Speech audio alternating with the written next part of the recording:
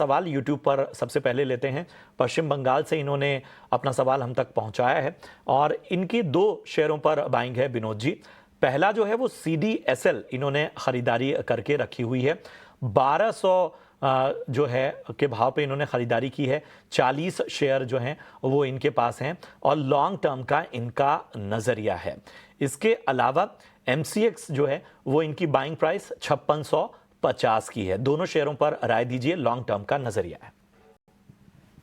नमस्कार प्रशांत जी।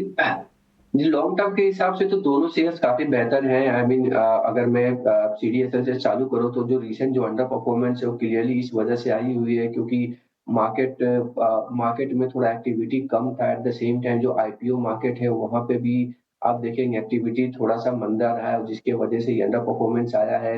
और ओवरऑल अगर मैं स्ट्रीट का एस्टिमेट को समझूं तो ये कंपनी जो हमेशा double digit earning growth report की है, FY26 में उसका अर्निंग सडनली वो काफी कम हो रहा है, सिंगल डिजिट में आ गया है जैसे हिस्ट्री के हिसाब से देखिए। बट मुझे लगता है कि ये नियतम फिनोल जिसकी वजह से स्टॉक में वैल्यूएशन ऑलरेडी रिफ्लेक्ट कर चुका है।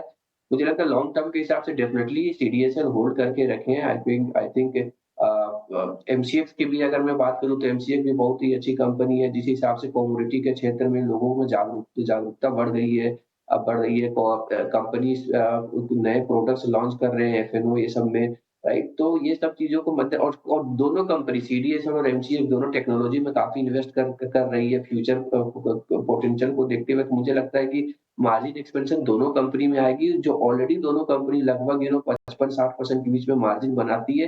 दोनों company cash generation point of view से काफ़ी अच्छी है। तो मुझे लगता है long term point of view से मुझे लगता है दोनों होल्ड करके रखें, यहाँ से भी अच्छा खासा रिटर्न बना के दे सकता है। बट यस, नियर टर्म में आपको थोड़ा-सा अंडर परफॉर्मेंस देखने को मिल सकता है, जिसकी संभावना ज़्यादा है।